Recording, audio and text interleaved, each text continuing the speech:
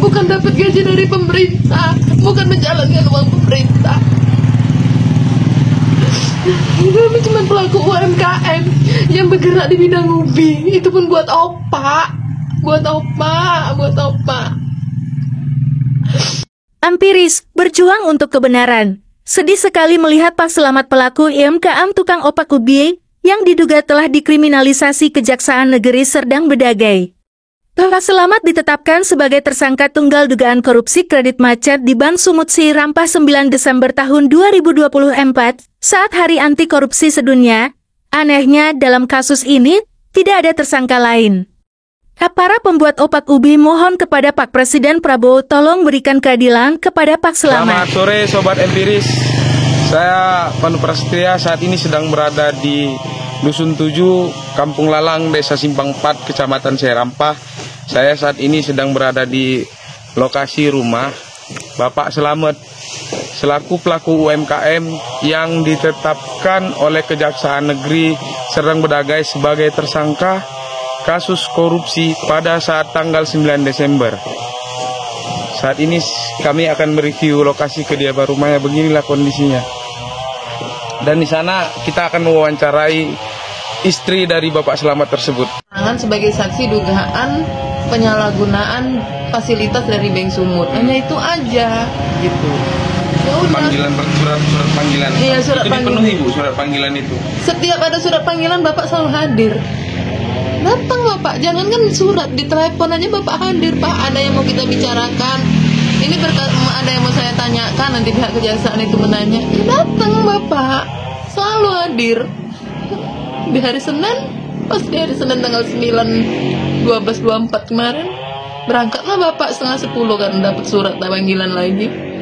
Jam 3 sore saya ditelepon.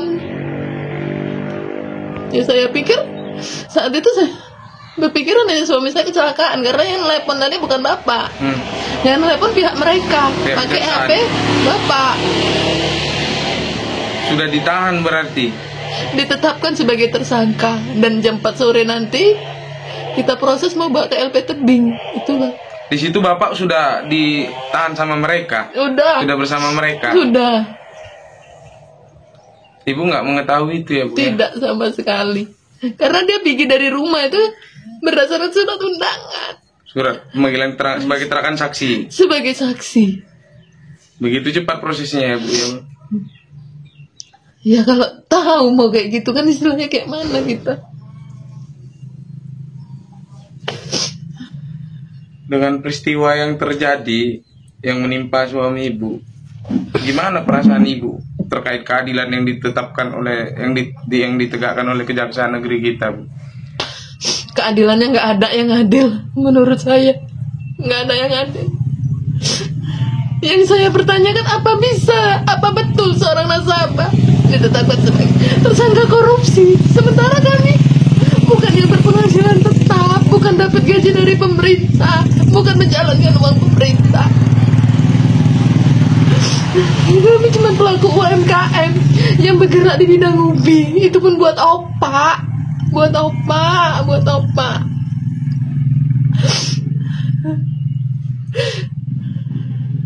Kami pun nggak tahu yang dituduhkan ke kami itu apa. Pihak Bank Sumut Bu? Pihak Bank Sumut katanya tidak tahu mengetahui. Tapi data kami yang ada di Bank Sumut itu semua ada di kejaksaan. Jadi kami mau kemana? Mau lari kemana? Minta pertanggungjawaban siapa? Aku pun nggak tahu.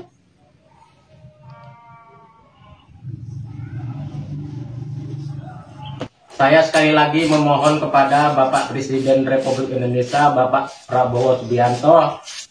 Saya meminta keadilannya supaya Pak Selamat dibebaskan dan dikeluarkan, karena Pak Selamat bagi kami pahlawan bagi kami semua pekerja di sini. Tolonglah Bapak Presiden Prabowo, keluarkanlah Pak Selamat ya Allah. Tolonglah beri keadilan kepada Pak Selamat ya Allah, ya Tuhanku ya Allah. Tolonglah Pak Selamat, tolonglah Bapak Presiden, berilah keadilan bagi Pak Selamat ya Allah, ya Tuhanku, amin, amin, amin, ya Rabbal Alamin. pada saat ini kami sudah melakukan penetapan tersangka tindak pidana korupsi adanya penyimpangan dalam pemberian kredit Bank Sumut, di mana ada 2 fasilitas kredit yang diberikan kepada tersangka dengan nilai kredit pertama itu senilai 400 juta, kredit yang kedua itu senilai 350.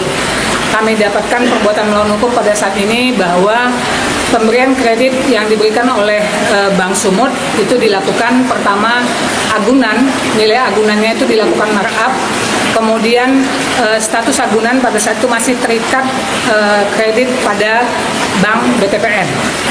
Sehingga dari hasil perhitungan sementara kami, dari hasil perhitungan oleh KJPP, didapat kerugian sebesar Rp964.542.000.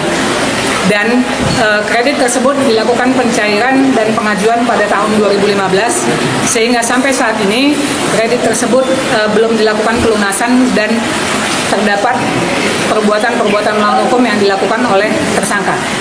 Tersangka adalah merupakan nasabah pada Bank Sumut. Pasal yang kami sangkakan adalah pasal 2 ayat 1 subsidiar pasal 3 Undang-Undang Tindak Pidana Korupsi nomor 3199 sebagaimana dirubah dan ditambah dengan Undang-Undang nomor 20 tahun 2021.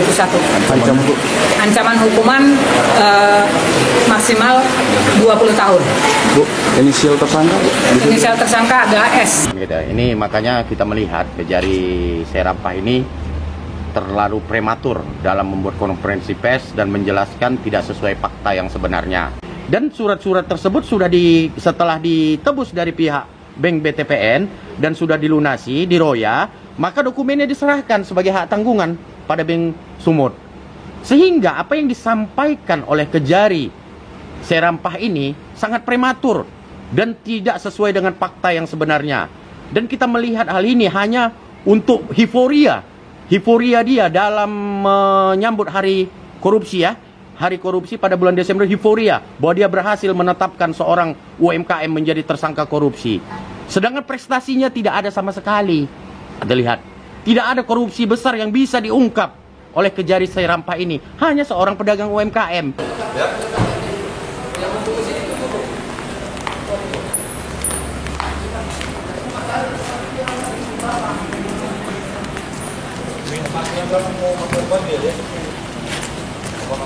Adek, Rian mana Rian? Iya, Pak. Rian sebelah sana ya, Dek. Tunggu mau masuk.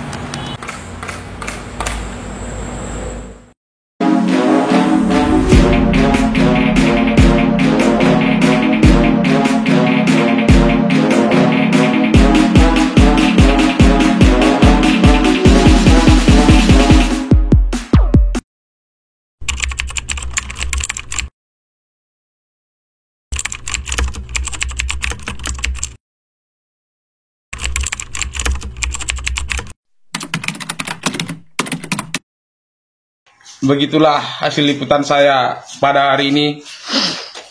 Kebenaran takkan pernah mati, sekalipun kebenaran bisa kalah, tetapi kebenaran takkan pernah salah. Suara rakyat, suara empiris. Saya Pandu Prasetya, empiris mengabarkan. Hidup rakyat.